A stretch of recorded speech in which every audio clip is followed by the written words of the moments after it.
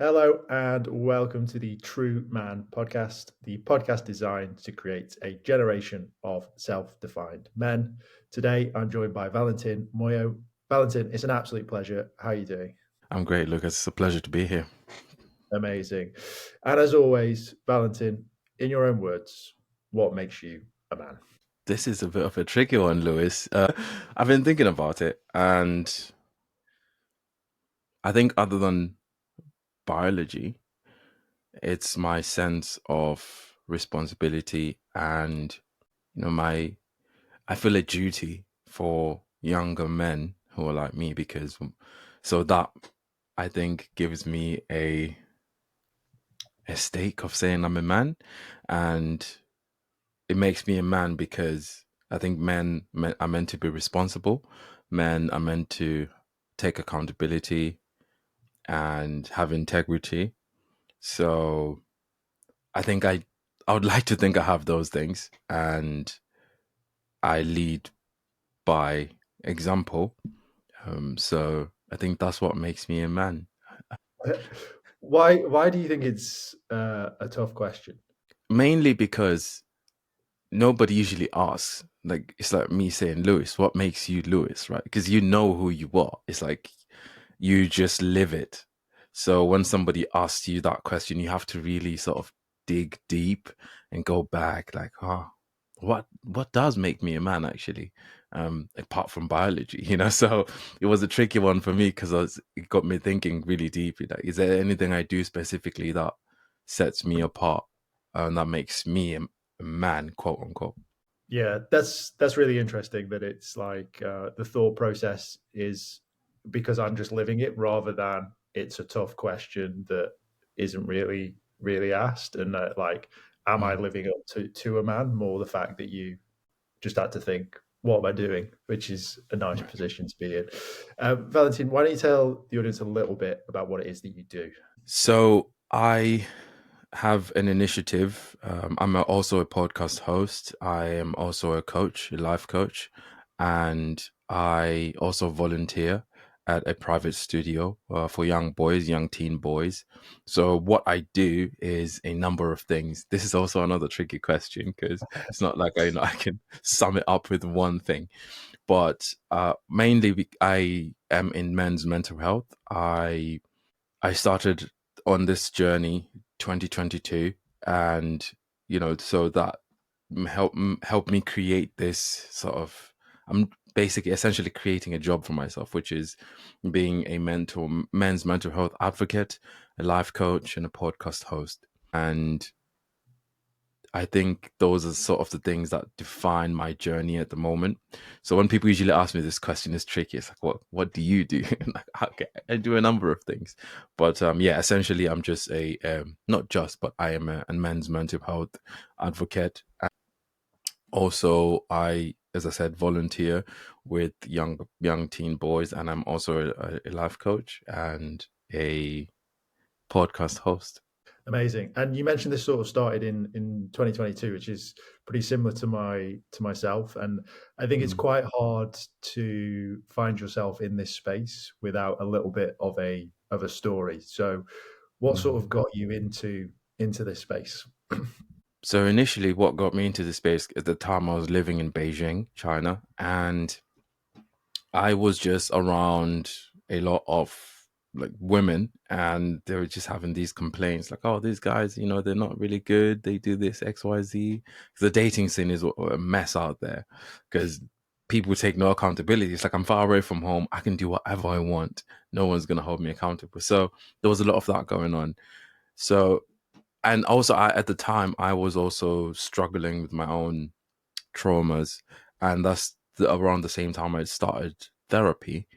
And when I started going to therapy and getting like coaching myself, being coached, I realized that this is something that's missing. And because I realized, because just for context, my me and my dad's relationship were not that close, even growing up. But we've tried to sort of mend it as time went on. However, the as a young man, you sort of need a very consistent father figure, and because I lacked that, it meant I took certain paths that might not be proud of, that I'm not proud of actually, and but I managed to sort of come back to the straight, as they say. But so when I went to therapy, it was very interesting for me to realize that how much the lack of a father figure impacted me. And as time went on, while I was living over there, I realized that this is happening because there aren't any positive role models. And this was around the time guys like, Tate were coming out and they were getting big, gaining traction. So I sort of took it upon myself to say, okay, I want to be the man that I wish I had when I was younger. And that sort of led on this journey of trying to have this earnest conversation with men to find out what's really going on, because it took me a while to go to therapy. But once I went, I was like, oh, this is actually really good. I should have done this sooner. And for me, that was a light bulb moment. Like, oh, if I'm feeling like this, probably there's a huge demographic of men who feel like this, like therapy is a waste of time. What's it gonna do anyway? Because that's what I was thinking. But as soon as I sat down after 3 questions, I started bawling, just like crying my eyes out. And when I was going to therapy, I told myself, oh, I'm not gonna cry. It's fine. Of course not. I'm just gonna sit there, have a quick chat, and leave. But yeah, 3 questions later, I was like a mess. So that sort of helped me sort of think that there's such a huge demographic of men who probably feel the same. So I took it upon myself to say, okay, let's build something that can start those conversations. That's when I started hosting events as well, men's events. So that allowed me to sort of build that space for men and, speak and talk to men. And yeah, it's I'm not sure if I'm answering your question properly, but this is around the same time I realized that this is not easy, because it's not easy for us to go to therapy. Even the events, it wasn't easy to sort of invite men, because it were men only events, but the topics were sort of attracting the attention of women because they wanted to also talk about this. But I was like, no, this is only for men.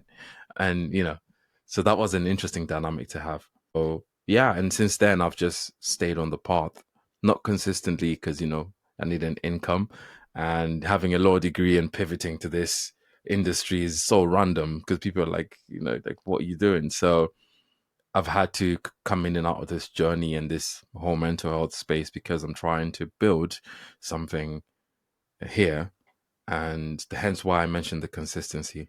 But yeah. Yeah, it's quite an interesting space to find yourself in, and you definitely don't choose it. You definitely find it. I've found that Mm, from the people that I've been speaking to for sure.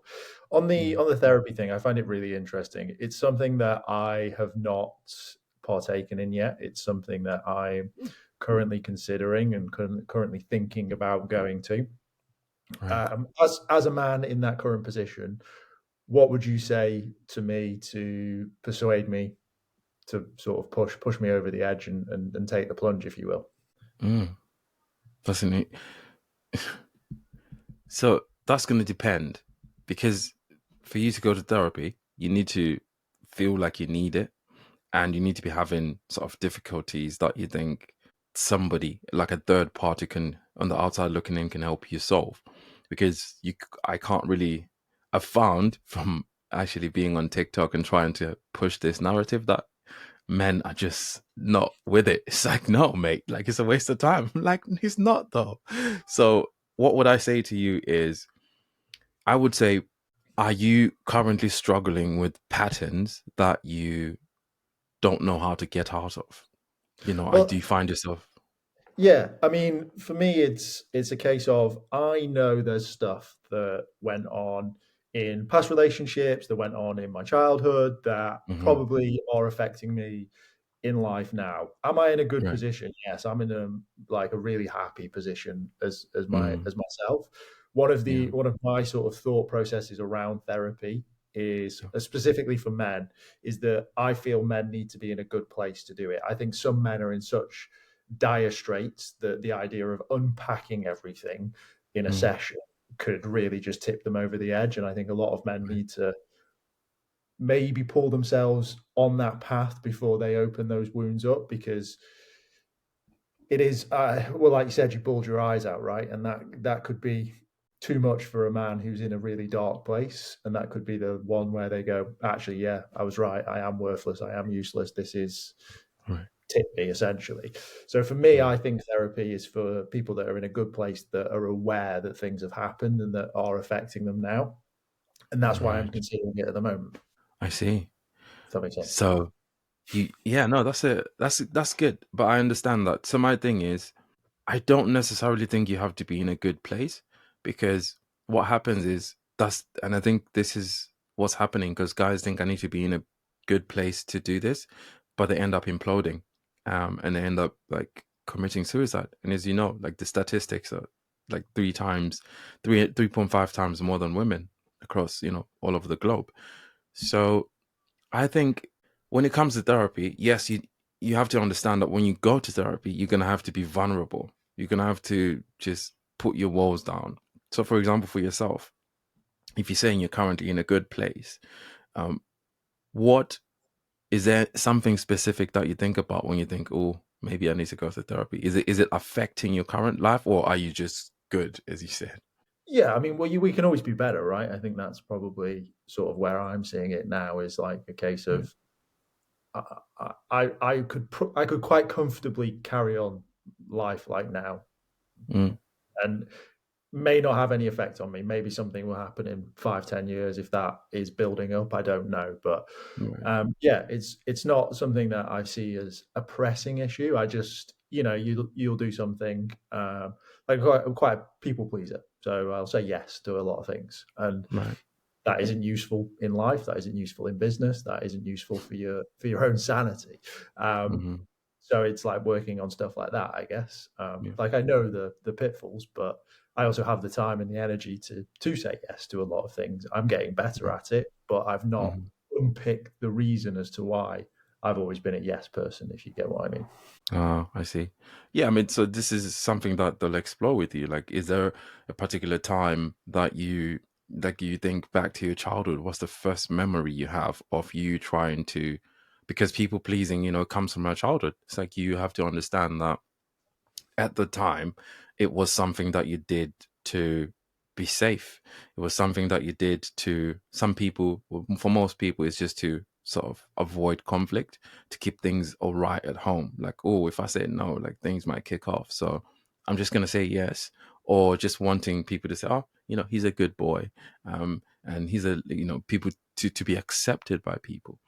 So if things like that are, if you like you said, you can carry on, nothing's is wrong. But if you know that maybe if I set boundaries better and stopped saying yes to things that don't serve me, I could be much further in my journey. Because it doesn't have to be drastic. Because we can all carry on, you can all just like, it's fine. But if you notice that there are certain things that are in the way, that you know for sure that maybe if this wasn't here, I'll be much further in my journey, or I'll be a better person to the people around me. And then that's when you can start to say, how can we? And it's baby steps. You don't have to. You can give it a go. Like you can try counseling. You can try life coaching. Like you can dip your toes in to find out. Because sometimes, and this happened for me as well. I had one of those consultation calls with somebody, a coach, and I was just trying to suss them out. Are we a good fit? And during that consultation call, I actually uncovered some stuff from my childhood, and I was like, oh, it's interesting. I came for a consultation, but so much has been unpacked. Um, so for you, if you know it's the people pleasing, for sure, I would say there are many guys probably who feel the same way, that it's people pleasing. So you have to go back then and say, why do I? And it could be something what I would say to tell most men is this: it could be a memory. It doesn't have to be like one of those memories where it's like huge. It's something small. It could be, I don't know, maybe like a memory with your sister, or maybe you were at the playground, but if something pops into your mind, there's a reason why it did. So you have to then go back to that and start unpacking it.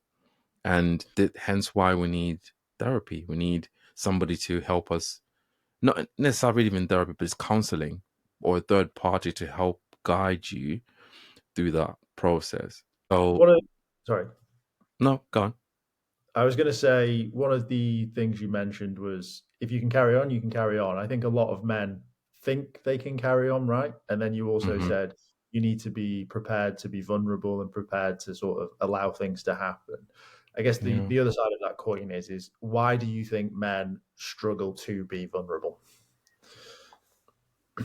I think men struggle to be vulnerable because vulnerability to them is a weakness.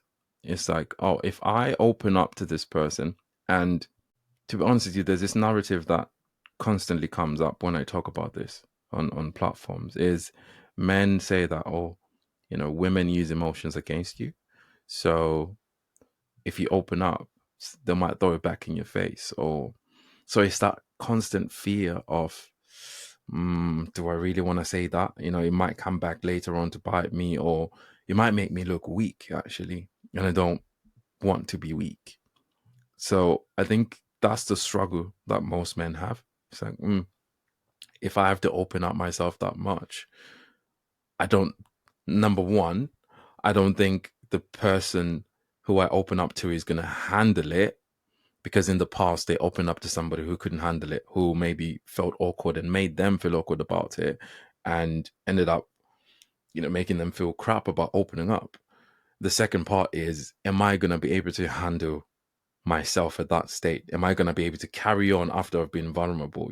Can I live with myself afterwards? So there's these amplified fears that if I get vulnerable, so much could go wrong.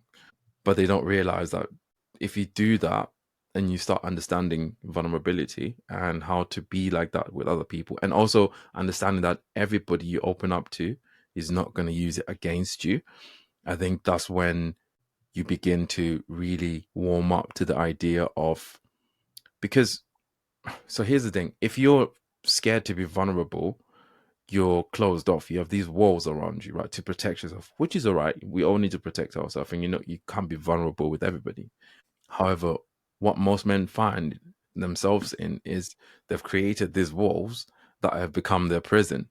They don't know how to get out because the walls are so high, and it's a fortress, which is good, but it's like, now how do I become vulnerable with my partner? Because now I'm struggling to open up to her. She, she's she's doing everything right, but I can't get myself to open up because they're scared.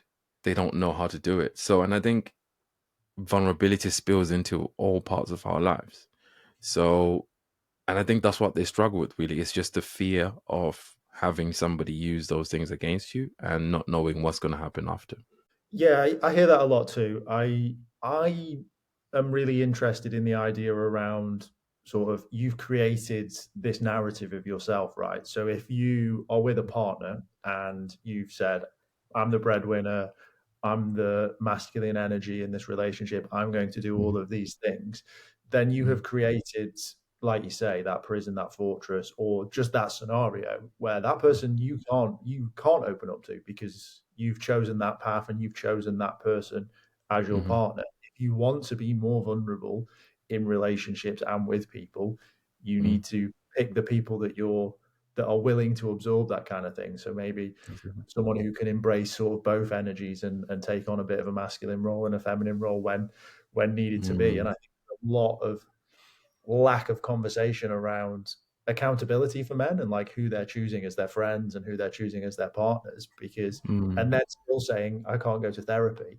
because the third party is probably the only person that you can open up to if you're playing I am big man essentially on the spectrum of the persona that I'm putting out or what I want to lean into. So if you choose that path, it is a lonely path, right? It is a path that is Mm-hmm. harder to find people to open up to that are dependent on you and your relationships. You're going to Mm-hmm. have to look elsewhere. So you can't have your cake and eat it. You can't say, No. I've got no one to Mm-hmm. open up to, but I'm not going to therapy. You have to pick a Correct. side, I would say, almost, right? It's Yeah. it's an interesting time for some Yeah. men. Um, and you mentioned a lot that you're posting on social and trying to sort of build an audience. Mm, That man that I've just described, do you mm, think that's more common than people think? Because there's a lot of conversations around new man, new masculinity, opening up, talking about therapy. But do you yeah. think that there are still a lot more of that quote unquote traditional man? Yeah, absolutely. I think, and you're correct, there's something to say there. And I think what really comes up with this is discernment. Most men are not sort of taught how to have the discernment to say, this is a person I can open up to, and this is a person I can't open up to. And they, like you say, they end up choosing partners who are not good for them because they haven't been taught how to choose a partner.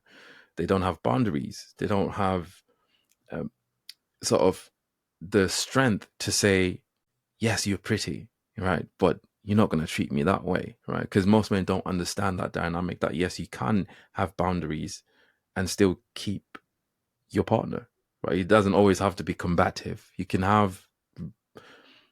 So, one thing also you talk about is this traditional sense, right? And there are guys who are like that, but the world has shifted because you get women who are now, earning more than men.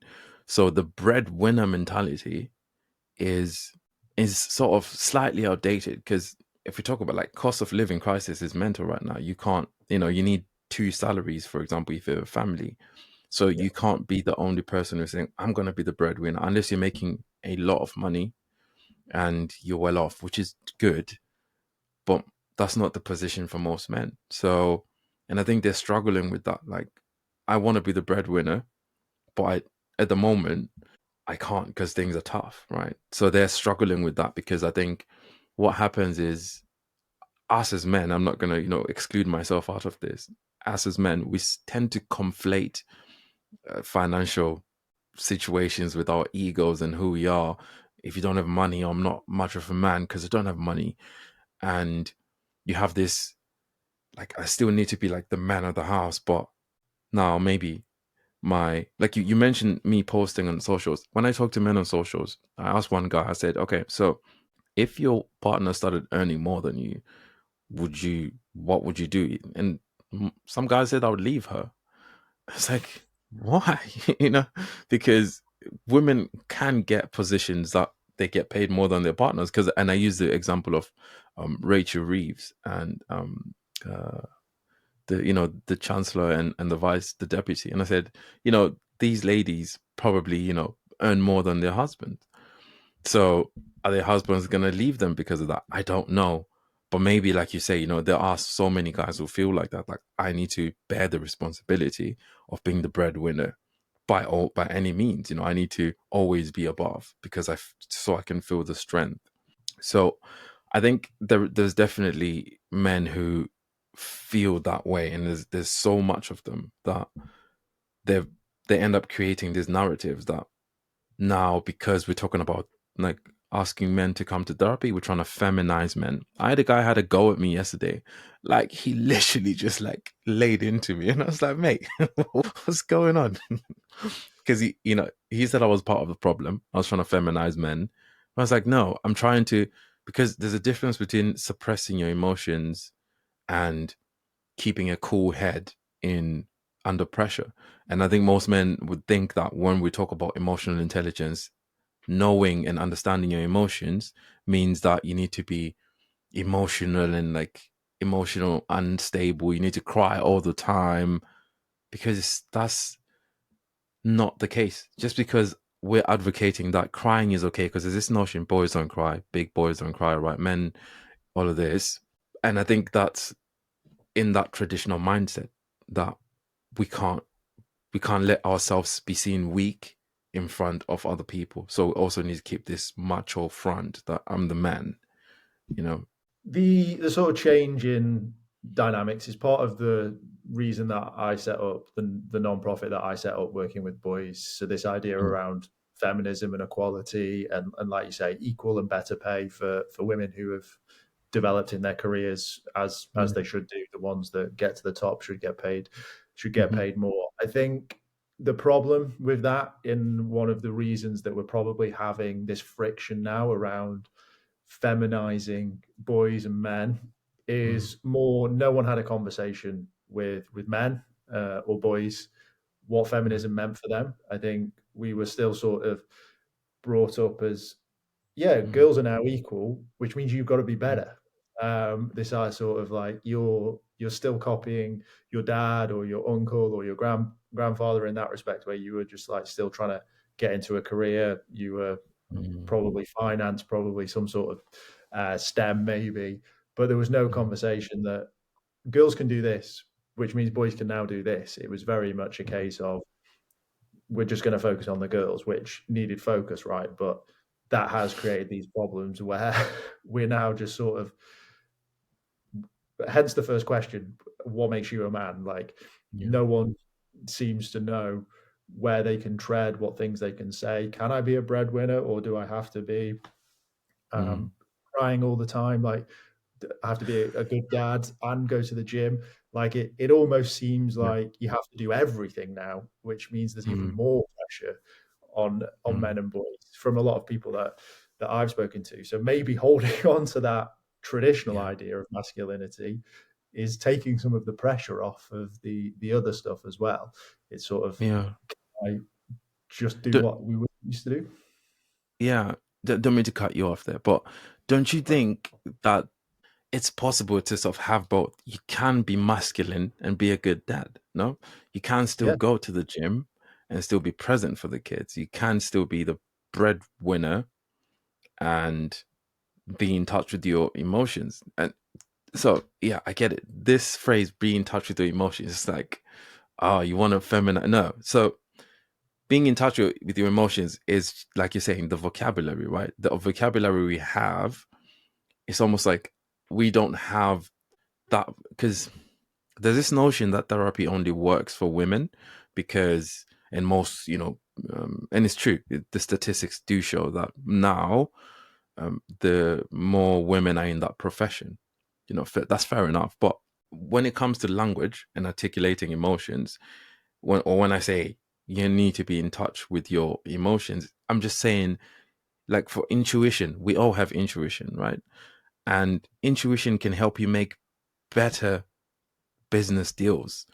You can, if you're sharp and you know yourself, you can make judgments and like follow, like really, like sometimes because we feel it, but sometimes we ignore it. And intuition can help us in so many ways. It's not just like, oh, I'm gonna cry, sit there, and be emotional. No, it's all about having, being, because we're all similar. We all live in these bodies, right? And like we all know what it feels like to be tired. We all know what it feels like to be emotionally overwhelmed, angry. But it seems like for men, the acceptable emotions, or most men actually, I'm not going to generalize, is anger and sort of like, the lust. For women, it's like, okay, that's acceptable to show and display. Like when I'm angry, I'm going to flip a table. And I'm not saying every time you're angry, you need to cry. But you mentioned the boys that you work with. What are we teaching our boys about that? Because we need to understand that, yes, this traditional masculine values work, but now we live in a world where we have AI now. Like nobody anticipated this. Like the world isn't shifting. So yes, we can say boys need a career, boys need this, this, this. But if they're seeing somebody online saying, I can get you rich in 60 days, right? They're like, I want to be like that guy because he's got these cars, he's got women around him, he looks like he's having fun. But at the same time, over here, the teachers are saying, read this book. You're going to be successful in X number of years after you go to uni. Blah. And they're like, this guy can get me rich in 60 days. And they're seeing other teens as well online making this big money. So yeah, I think we need to adapt as men. We need to say, yes, we need to keep the masculinity.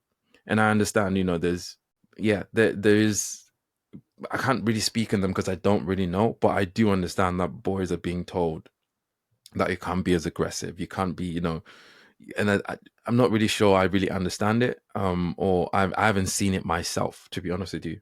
So I can't really like speak on it and stand behind it. But what I can stand behind is we just need to adapt. We need to now find a new masculinity that fits into this world that we're in, because the old version doesn't work. Because so much has changed.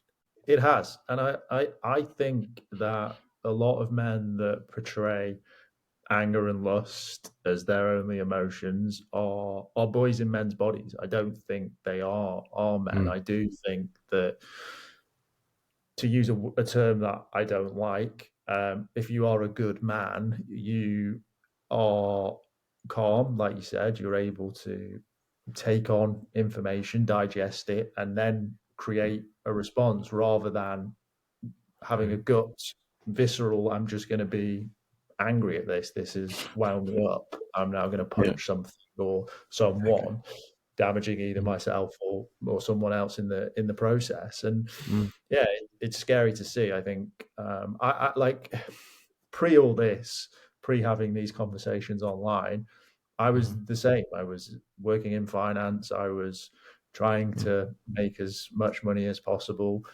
drinking, not working out, like Yeah. just living and just trying to get to gender norms, I guess. But Right. it wasn't happy. I wasn't. I Mm, was a shell of a man, really, and I was basically a mm, boy still. There was nothing.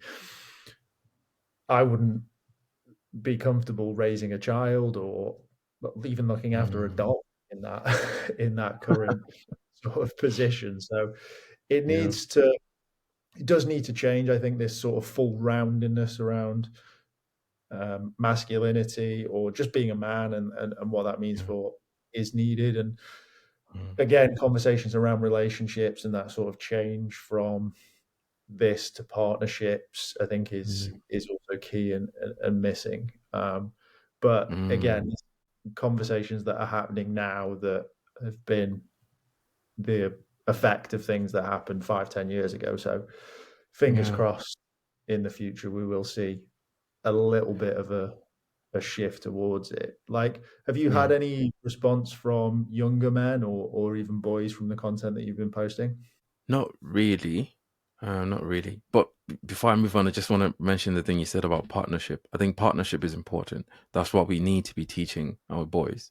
Like partnership as opposed to dominating, more like collaborating, as opposed to, like you say, just hammering things and just like, oh yeah, I'm the man. Like learning to be a partner and working alongside, not you are like this figure who's just like domineering over the family. It's good to, I think that's one thing we need to teach our boys. But anyway, have I had them respond? I haven't had direct responses, except sometimes when I'm on like TikTok live and I get these boys that come up and they're just like trolling, they they they join the live, but then because TikTok, I think you need to be 18 and over to go live, otherwise I could get banned. So sometimes it's one of them. I think he lied and he was like, "Oh, I'm 18," but you can always tell by the voice. It's like you have a really squeaky voice, mate. Like there's no way you're 18.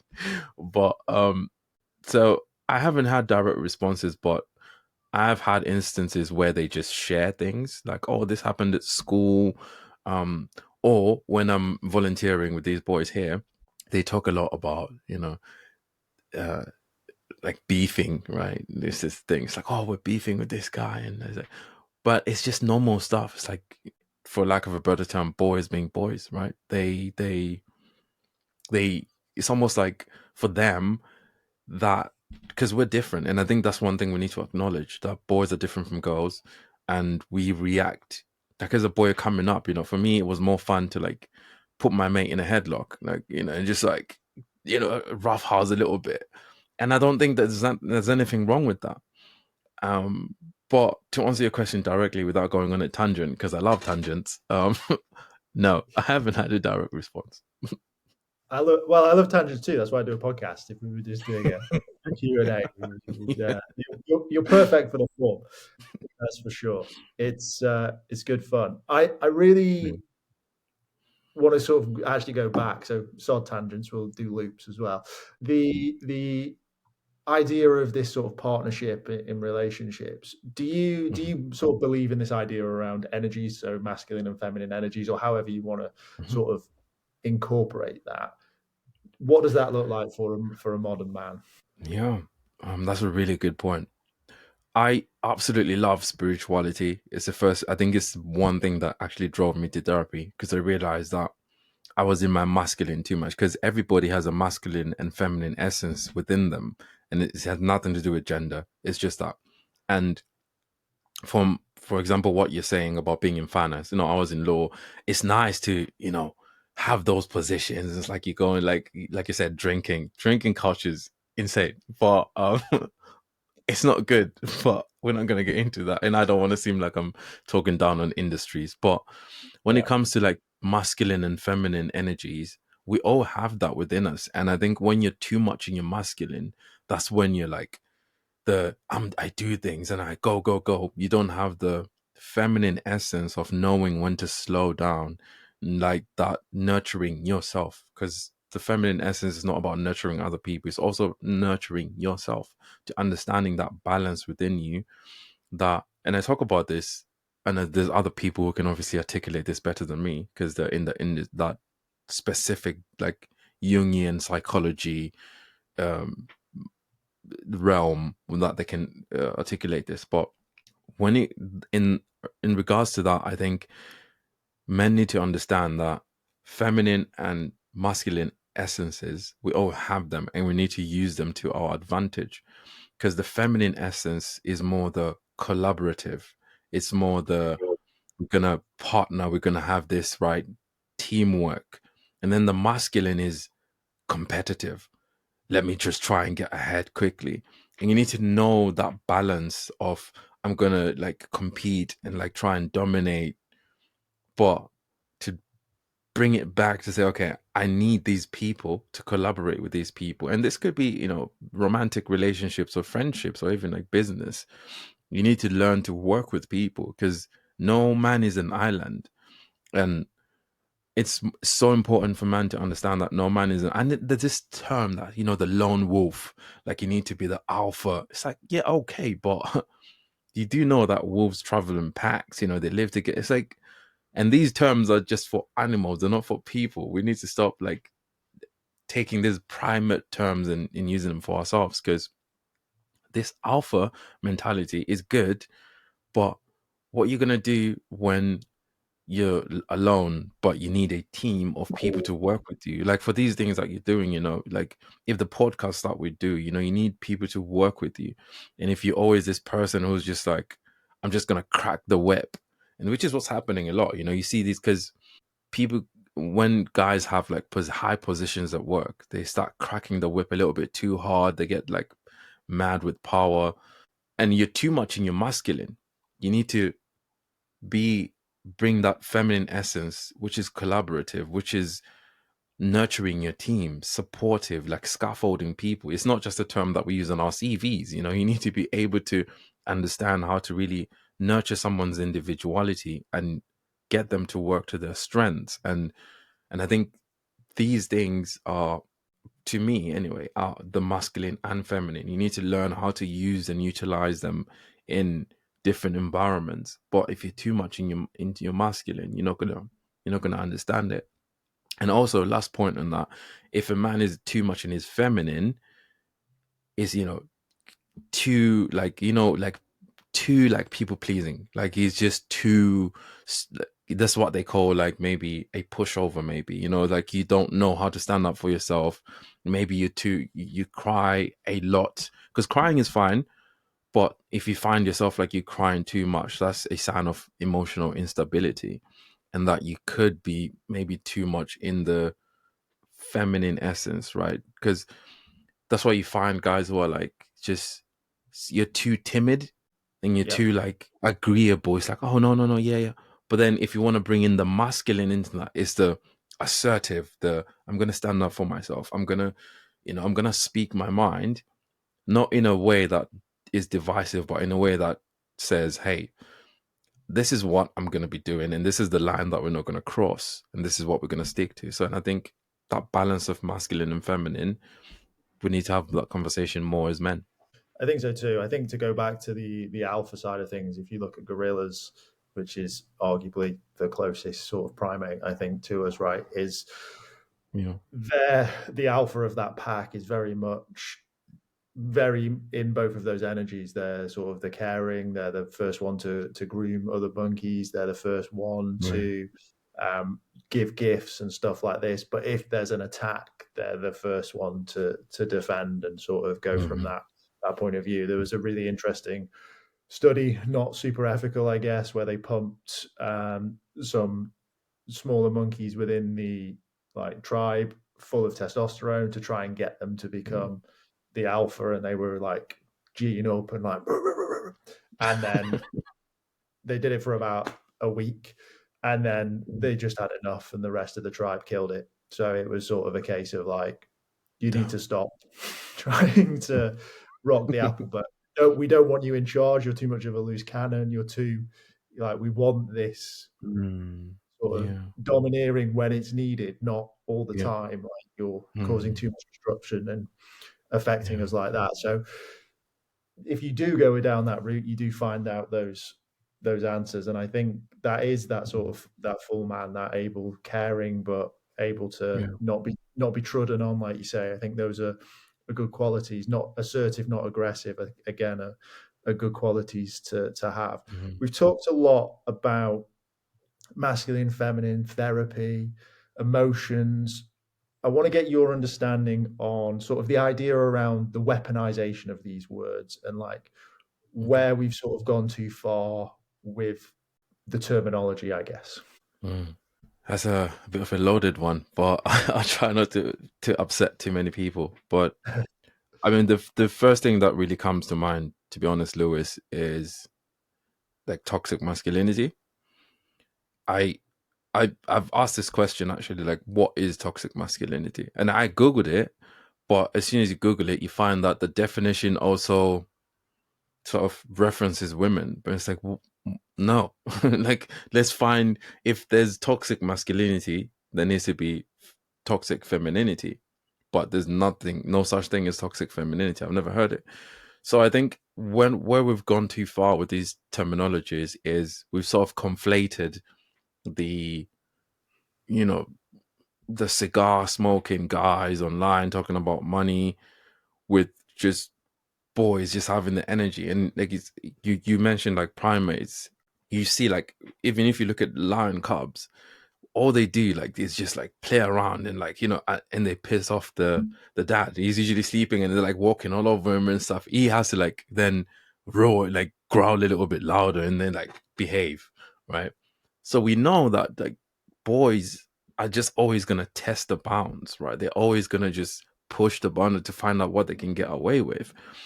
And I think what we've gone too far is just these toxic masculinity, because nobody knows what that actually means, but we're just like saying it to say, oh, if a boy is maybe showing a bit of, because let's be honest, by that stage when you're like in your teens and testosterone is starting to flood your body, your voice is getting deeper. You're, like you say, you have that, right? But you have to learn how to control that. But instead of teaching boys how to control that, for example, using, there's this guy called Jason Wilson. He uses mixed martial arts to help boys like channel that energy and instill discipline in them. So instead of doing that, I think we've just said, oh no, you can't be toxic, like don't be too loud, don't be this. But it's like, no, that's normal.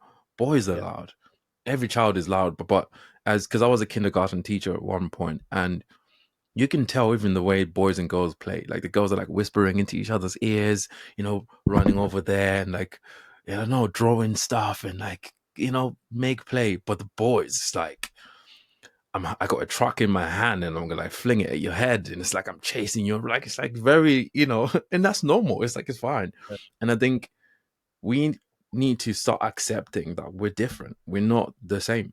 So phrases like toxic masculinity, I think they brought a very detrimental sort of idea into the space of being a man. And I think this is why people say boys don't know if they can be boys, because if they're being boys, they're being toxic.